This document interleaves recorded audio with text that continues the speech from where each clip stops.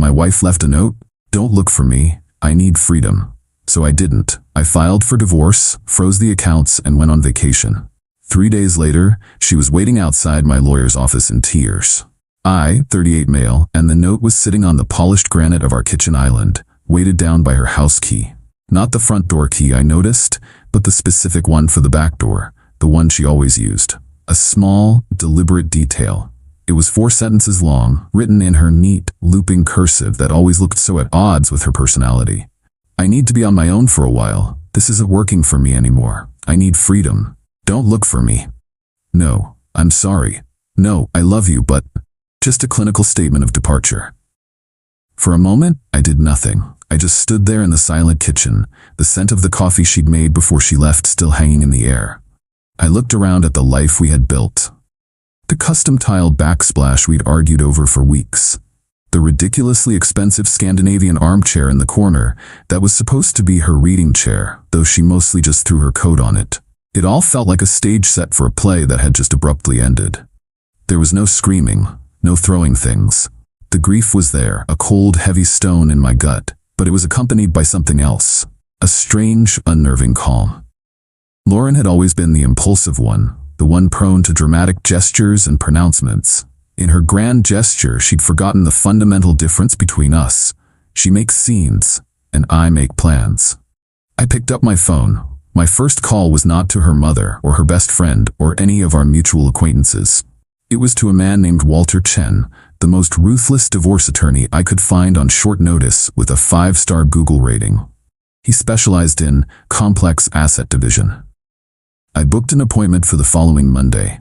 My second call was to my bank. I explained that my debit card had been compromised. A small lie, but effective. They immediately put a temporary freeze on our joint checking and savings accounts, pending my in-person visit to sort it out. I had a separate personal account she didn't know about, my what-if fund. It wasn't much, but it was enough. My third action was to go to my closet. Her side was half empty. She'd taken her favorite things, the expensive pieces. But she'd left behind the dress she wore on our first date and all the framed photos of us on her nightstand. More telling, she'd left her muddy Adidas sneakers, the ones she wore for her weekend runs, right in the middle of the new rug I'd just bought. A final, thoughtless act of disrespect. I had 2 weeks of vacation time approved. I'd planned a solo hiking trip for months, something Lauren had called boring and refused to join. I packed a bag, grabbed my hiking boots, and placed her note in the top drawer of my desk. I took one last look around the house, the silence no longer feeling like a void, but like an opportunity. Then I walked out, locked the front door, and went on my vacation. I didn't look for her. She asked for freedom. I was giving it to her, with footnotes and legal counsel. Update. The mountain air was clean and sharp. For 3 days I hiked until my legs ached and my lungs burned. I didn't check my phone much. There were a few frantic texts from her friends, then a string of increasingly panicked ones from Lauren herself. They went from indignant, "Are you seriously ignoring me?" to confused, "Why isn't my card working?"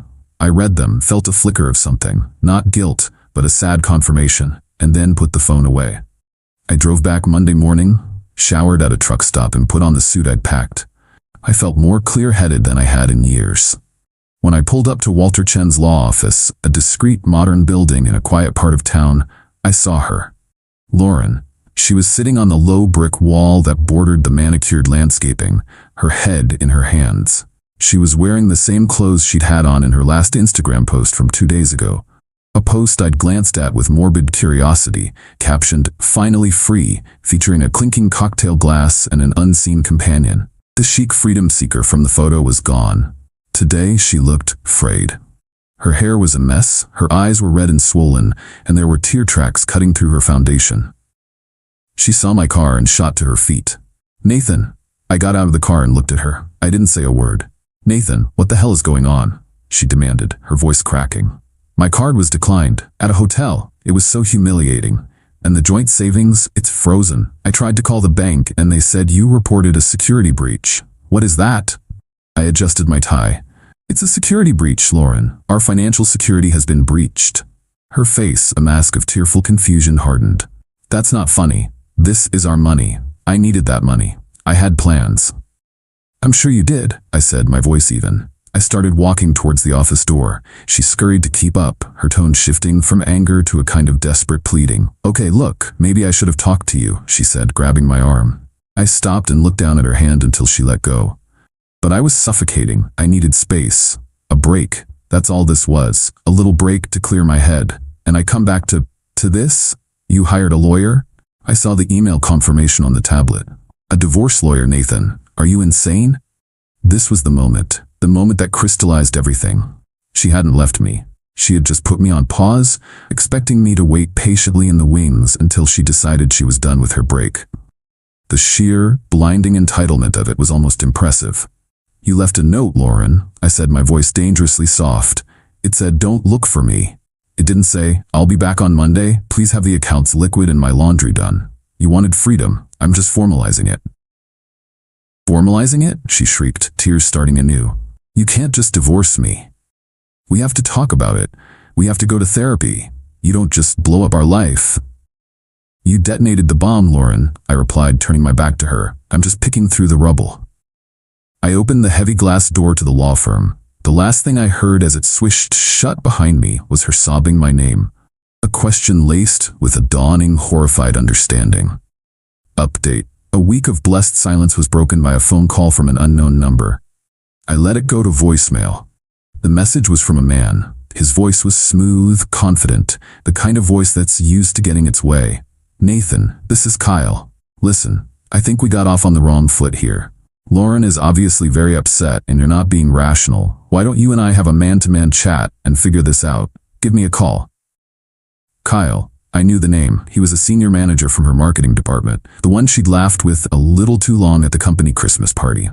The one whose name had popped up in late-night texts I'd pretended not to see.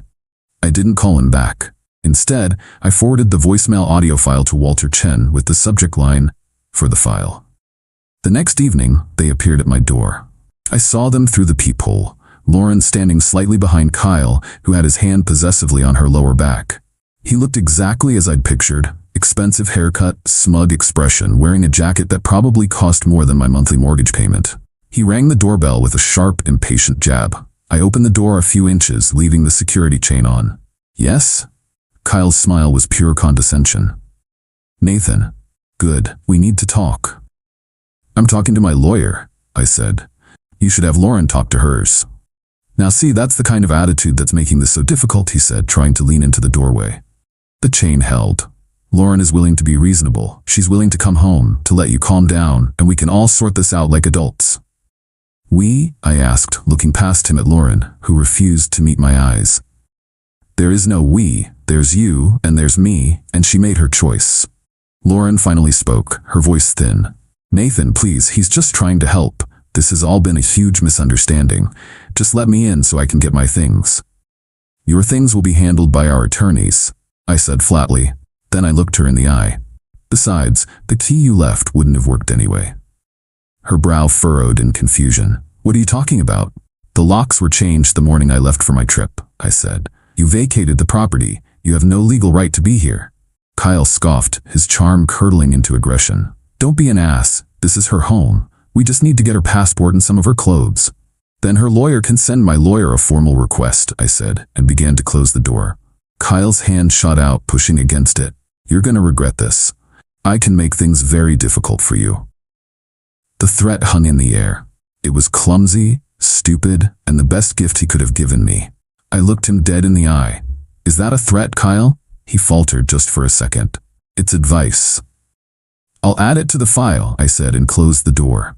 I heard them muttering outside for a few minutes before their footsteps retreated. That night, the quiet of the house felt different. Heavier. The stone in my gut was back. I walked into my home office and powered up our old shared desktop computer. I'd never had a reason to be suspicious before, or maybe I'd chosen not to be. It didn't take long. She hadn't even bothered to delete her browser history. There it was. Hotel bookings, restaurant reservations, and a private Instagram chat log between her and Kyle going back 6 months. It was all there. The deception, the planning, the casual cruelty, comments about my predictability, jokes about the boring life she was about to escape. The final message from her, sent the morning she left. "Note is on the counter. Freedom awaits. See you at the hotel in an hour." K3. I methodically took screenshots of everything, every single message. I saved them to a thumb drive, labeled it leverage, and emailed a copy to Walter. The grief was still there, but now it had a hard, sharp edge. It was turning into fuel. Update. The next month was a masterclass in bureaucratic fallout. I didn't have to be a mastermind. I just had to be organized and tell the truth. First, the house. We were renting, with an option to buy that I had been saving for. The lease was up for renewal. When the landlord called, I explained the situation simply. Lauren has permanently vacated the premises as of this date. I have a signed, handwritten note from her confirming this. I would like to renew the lease in my name only.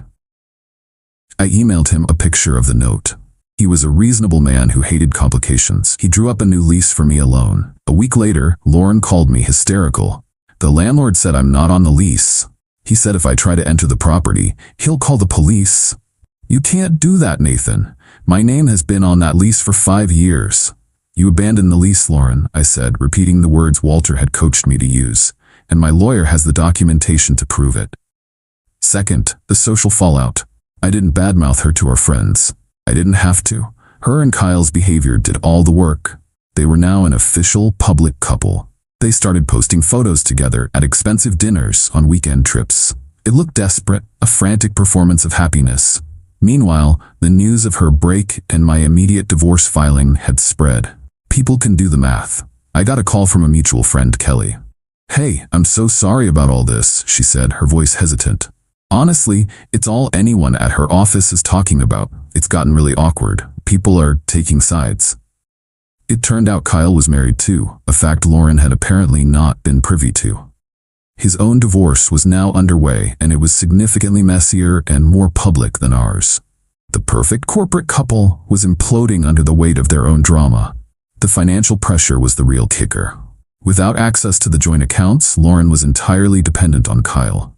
And Kyle, it seemed, was not as wealthy as his blazer suggested. His assets were tied up in his own marital home. The pinnacle of their desperation came in the form of a late-night voicemail from Lauren. It was a rambling, tearful monologue about a vacation we took 5 years ago, full of, remember how happy we were, and I don't know how we got here. It ended with, anyway, I know things are weird right now, but I really need my half of the $2,850 security deposit from the landlord. Can you just zell it to me? The audacity was breathtaking. I didn't reply. The next day, her new lawyer, a much cheaper, less effective one than her first, sent Walter an email demanding the immediate release of personal funds. Walter's reply was a work of art. It was brief, professional, and utterly devastating. It stated that all marital assets were frozen pending a final judgment, that any further communication should be between counsel, and as a final flourish, attached a single, password-protected PDF file. The file was named Kyle. It contained the first 10 pages of their Instagram DMs. The requests for money stopped immediately. Final update. 6 months after I found the note, it was over. The divorce was finalized last week. It wasn't a shouting match in a courtroom. It was a series of quiet, brutal negotiations between our lawyers. Walter Chen was worth every penny. He presented our case with cold, undeniable facts. Lauren's premeditated infidelity, her documented abandonment of the marital home, and Kyle's clumsy attempt at intimidation. The final settlement was not a 50-50 split. The state we live in has a clause that allows for fault-based asset division under specific circumstances, and Walter argued that her actions constituted financial dissipation and deliberate abandonment. She walked away with her personal belongings, which I had meticulously boxed up and put in storage, the car her parents had bought her, and a small, court-ordered portion of the joint savings. The final piece fell into place with the house. Since I had renewed the lease in my name alone, and Lauren had legally vacated, the option to buy from our original lease was solely mine to exercise. The down payment I'd been carefully building in my personal account was untouched in the proceedings. Last month I sat across from the landlord, now the seller, and signed the purchase papers. The house is mine now, earned and secured not by what I had before we met, but by how I handled what came after she left. The fallout for them was, from what I've gathered, exactly what you'd expect. Lauren and Kyle are still together, living in a cramped 2-bedroom apartment in a less than desirable part of the city. Their combined finances are a disaster. His messy divorce drained him, and her freedom came at a much higher price than she anticipated. Kelly told me that the atmosphere at their workplace is toxic. They were both passed over for promotions they were expecting. Apparently, senior leadership doesn't appreciate employees who create HR nightmares and air their dirty laundry all over the office. Their performance of blissful happiness on social media has ceased. The most satisfying moment for me came unexpectedly. I was sitting on my new sofa last Tuesday, enjoying the silence, when I got an email from Spotify. Your password has been changed. I hadn't changed it. I realized Lauren had still been using our family plan, a tiny, insignificant tether that I hadn't even remembered to cut. I logged in, saw her profile was still there, and with a few clicks, removed her from the plan and reset the password again. It felt like changing a lock I didn't know was still open. A small final click of a door closing. I don't hate her. I don't think about her much at all, to be honest. Hate is a hot emotion, and what I feel now is the cool indifference of a resolved issue. The house doesn't feel like a stage set anymore. It feels like home. My home. I painted the kitchen a deep, calming blue. Her Scandinavian chair is gone, replaced by a bookshelf filled with books I've always wanted to read. Sometimes late at night, I allow myself to feel the ghost of that pain, the memory of the man who stood in a silent kitchen reading a 4-sentence note. I acknowledge his hurt, but his pain fueled a quiet resolve, a methodical path forward. Lauren and Kyle will likely spend years blaming me for their problems, casting me as the villain who refused to play the part of the distraught, forgiving husband. They will never understand that I didn't seek revenge. I simply got out of the way and let the consequences of their own choices catch up to them. I just held the door open and let justice serve itself.